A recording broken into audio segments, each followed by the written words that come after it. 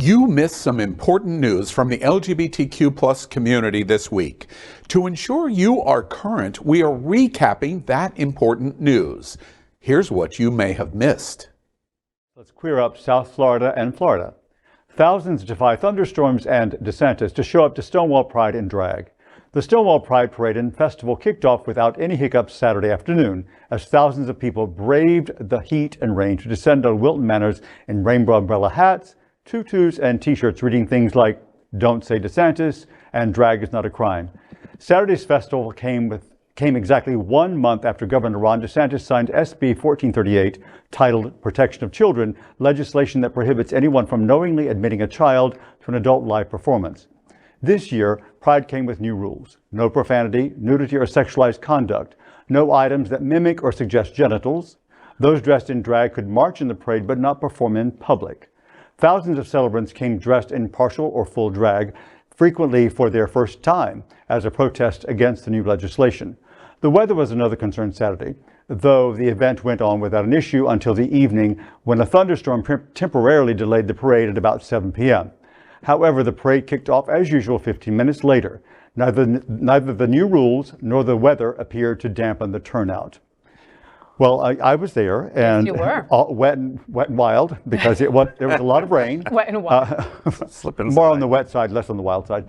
And yeah, I was really happy to see how many people were in some sort of drag, you know, even just a dress, a wig, because your wife, the Cuban, asked me, she said, she says to me at one point, "I'm so surprised to see how many men are like in semi-drag." I said, "Girl, that's because..." And she's got a shirt on that says "Drag is not a crime." Right, I'm like, "Girl, read your shirt." It's because it's a read the shirt that Faye put on you. She said, "Oh, now I get it." I'm like, "Yeah, girl, now I get it." You know, I wanted to comment one thing about the "Don't Say DeSantis." I don't understand that phrase, because by the virtue of the phrase itself, you're saying the very thing you're saying "don't say." I don't understand that phrase. Don't say. And then you say it. I don't understand that. No, my favorite shirt is that you don't even have to say it, right? My favorite shirt it said DeSantis and then it had a middle finger. Like plain and simple, to the point, right? I love that. You know, and I love that people, like they heard us when we said show up, right? When we said suit up and show up, rain didn't stop people. You know, I got a couple of texts from people like, "Oh, is it still raining there? Oh, I've got, you know, maybe I won't go." But then it was like, no, I'm going. Like people still showed up. The rain did not stop many people. I mean, there was a slew of people out there, you know, and when the parade was going, we could see people as far as the eye can see, Al, and then they didn't care if they were getting a little wet. They there were two things that I really noticed when because I was covering it for Out South Florida and Outclick magazine, and I will tell you, and of course here, I'm bringing my knowledge here. First, it was not just about drag, it was about including and recognizing and standing up for our trans brothers and sisters. Trans Inclusive Group and Ariana's Center got together to show unity in the trans community, and all wrote a float together saying that, and they told me that it is more important than ever that just the trans community come together, because we give everybody else someone and something to rally around, which I thought was very poignant too. While the turnout was a lot less than last year, there was still a good crowd, and there were a lot of people that came into town for it. I went in to a lot of businesses. I went into Tropics, I went into Wag Pride, which was a pet store, several other bars and restaurants. They were seeing tons of new faces. Like people who came in just for this, and the weather was not going to deter them, because by the time they get down from Atlanta or Sarasota or whatever, they were here for it. And a lot of new people coming in, and business owners were very heartened by that. And I think that's a really good sign for the Wilton community. I want to ask real quickly, do we think that the drag protest for Stonewall Pride was successful? No. Just briefly. Successful in what regard? Meaning Well, however you would define success. Were you satisfied with it, that it was successful? Well, I think it's preaching to the choir kind of thing. And I also don't think there was a big enough presence or stance or statement made, at least from my perspective. And again, I wasn't near you at the stage to hear other conversations. We did, like John was saying, we had a lot of people that were in town for the parade or for Pride, and we had the conversation about coming to Florida, you know, and the importance of being here to show a lot about it on the stage, about like how important that is and stuff. So I had very mixed feelings about the way the day went, but I thought it was extremely successful overall. I just wish there had been more of a protest. Yeah, another question that I'm curious from y'all's standpoint. Do you think we overreacted to DeSantis and the fears and all of the fears that were churning in the last month. Do you think there was an overreaction to it that really we didn't need to be as fearful as what we were hearing? We won't know for a couple weeks. Because DeSantis and his people were never going to come down and arrest anybody in drag. What we have to wait for is if any of his Moms for Liberty or his minions, Twitter warriors, if they come in, if they find a gotcha moment, if someone was adjusting themselves just because they itched, not because they were being sexual, but it was captured in a picture, or if some kind of offending video. That's going to happen at 2 o'clock on some Tuesday afternoon. So we won't really know if we overreacted for a couple of weeks yet. So these people are looking all over TikTok and et cetera, and Instagram to see what kind of stories they can find to bitch about. Yeah. Is that what you're... Or sending, or you know, the Moms for Liberty were in the crowd, and then they will send things to the Department of Professional Business Regulation, which basically circumvents a legal process and just says, nope, we don't like it, you're out of here. I mean, I think that makes sense. But to your question, no, I don't think it's an overreaction. I mean, I think that there's nothing to do now but to overreact because the stuff is getting really real, what's happening. Yeah. So we have to react, and really dramatically, I believe. Last question. Are we glad that Stonewall Pride is over? I mean, that's a hard question. Yeah.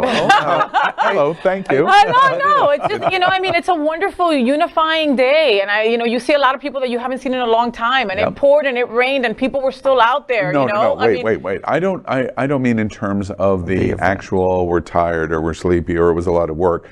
I mean just the anxiety of doing this in June. Yes. Are we happy? Because I was worried about security. I was worried about some crazy maniac wanting to hurt our community and coming in with God knows what. Yes. Yeah. Yes. And I quickly felt better when I saw the first security point. Yeah. There were security options everywhere. There was undercover people. There was just a lot of police presence. And I, for one, felt safe. Everybody agree with that? Yeah. Pretty much, yeah. What did you think about starting the parade with the largest contingency of BSO that I have ever seen associated with LGBT? I was very impressed. They were all in. By the vehicles coming from surrounding cities, by the fire people that were there, the people walking. Seeing the police presence, supporting our community by walking with our community, and just being friendly the entire day. I mean, I didn't meet one officer that was not a guardian at rent-a-cop, but the real officers, they could not have been nicer and more supportive of our community. Many jurisdictions were represented. There was, I think I saw Coral Springs. Yeah. I just randomly spoke with one just on my way home when I was walking home.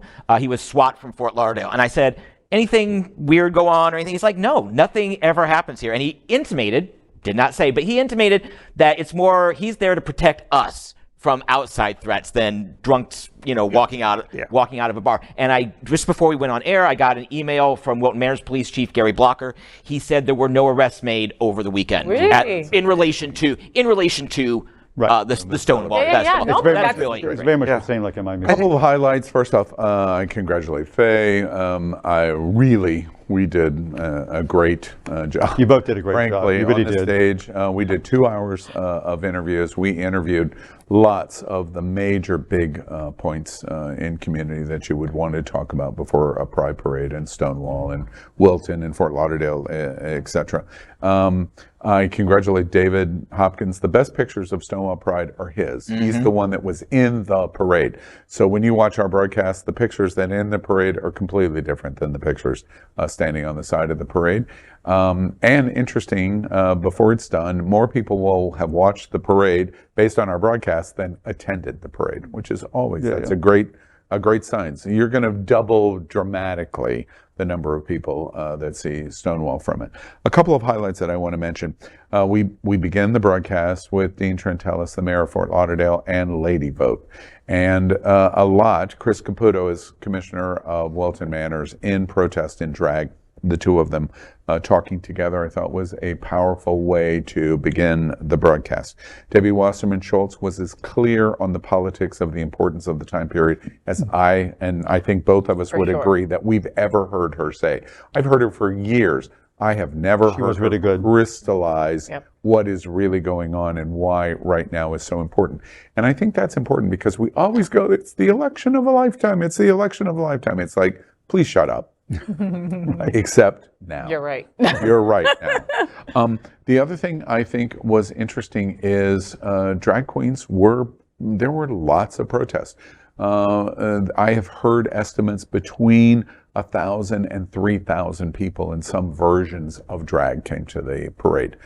If that's true, there's never been a larger collection of drag queens anywhere. Yeah, but our queens were subdued, Al, and I could see them. Like I could see my girls, my favorite girls, right? Like Kelly Raspberry and all those other girls. They were nervous. Kimberly Venom and Shasta McNasty, like Velvet. You can tell that they're standing there. They're not moving. They're not going like this with the audience. Like they were afraid to be who they usually are because of this. Yeah. And that saddened me. Yeah, I made a joke that we were really excited. It was right before the parade, and we were really excited to announce that a new Grand Marshal was going to participate. And Governor DeSantis was here, and he was going to open the parade. And the joke was not only not funny to the crowd, okay, I'll accept that, but the comments that were said about him were literally shocking to me. I heard more verbal language observation on him than I've ever heard. Just say it. You heard F DeSantis over and over. People would walk by the stage and look at us and scream it. And scream it just so they were hoping And the to be heard. conversations in our restaurant and in front of the restaurant were the same thing. Everybody was talking about our state of, it wasn't just our normal pride. We were out there to get drunk, to do whatever you want to do. There was a political underlying of everything that happened that day. And what's interesting to me about this in terms of going through this Stonewall is Trump was hated in the Wilton Manors community, but nothing like what I felt yesterday. If the weather would have been good and 50 to 60,000 would have been there, it would have, I think, been overwhelming in reaction to him. Last thing that I thought was super interesting, Dean Trentalis, I asked, sitting next to Lady Vote, Chris Caputo, I said, you know what, use y'all's crystal balls and what's going to happen. And Dean Trentalis said, absolutely, no, I know he has vested interest to say this, but it was the first time I've heard this. He said that DeSantis is going to pull out of the presidential election by the third, fourth, or fifth primary, because he's not going to be able to sell Florida, in Iowa, in New Hampshire, or in South Carolina. And as a result, money is going to pour out of the potential of the fundraising that he needs in February and March of 24. And I thought that that was super interesting. And he has a very good point, that this hate culture that he is whipping up is doing great here in Florida and in Texas, but he probably is going to have dramatic difficulty exporting it to other places. We hope that that is true. We will watch, but we will see. Keep watching the only television news in the world from our LGBTQ plus community, and stay informed on everything that is important for and about our diverse LGBTQ plus community.